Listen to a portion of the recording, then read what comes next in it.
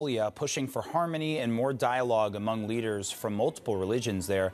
But this comes amid some disharmony from those within his own church, specifically conservative critics in the U.S. Pope Francis recently warned against backward views opposing change in the Catholic Church. So joining us now to talk about this is Kate McElwee, Executive Director of the Women's Ordination Conference, a group dedicated to getting women ordained as deacons, priests, and bishops in the Catholic Church. Good morning to you.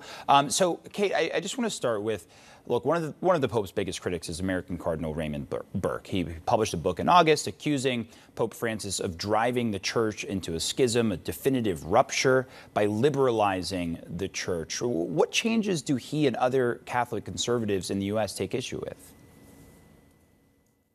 Well, opposition to Pope Francis is nothing new, especially in the American Catholic Church, but I think there's increased anxiety around the changes that Francis is proposing and creating space for in the Synod happening in October in Rome.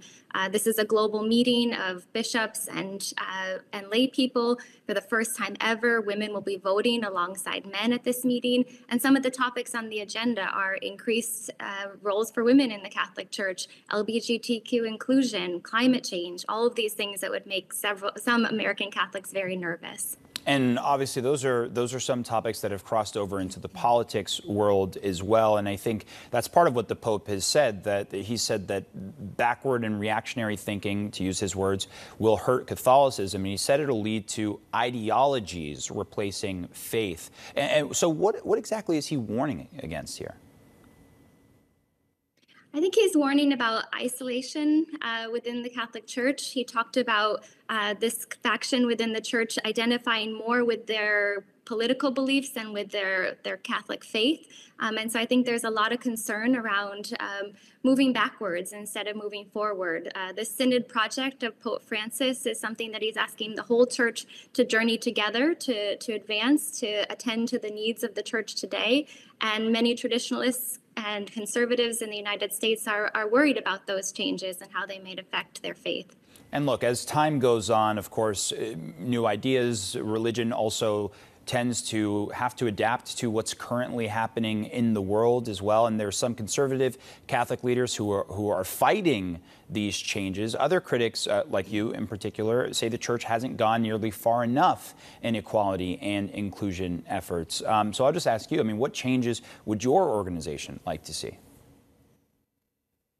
We're very hopeful in the promise of the Synod and the open dialogue that Francis has encouraged on greater leadership roles for women. And so we'll be in Rome as a witness for the majority of Catholics who are ready to see greater roles for women in the Catholic Church. I think that's a big step, just that open dialogue. And then, of course, we are working for equality for women in the Catholic Church, a church where women can answer their call to serve, to be priests, to make decisions. So those are the large-scale projects that we're working on. But the first step is dialogue. And we're very grateful for Francis for opening that door through the synodal process. And before we go here, Kate, just lay it out for us. Why is women representation in the Catholic Church so important? The Catholic Church is a global superpower. They have diplomatic relationships around the world. Whether you're Catholic or not, the way the Catholic Church treats women affects all people. So gender equality changes the world, and we believe that when women are equal in the Catholic Church and that announcement is proclaimed around the world, it will have undue and amazing effects for gender equity around the world. Well, Kate McElwee, thank you for the time this morning. All right, still ahead, Adele to the rescue. The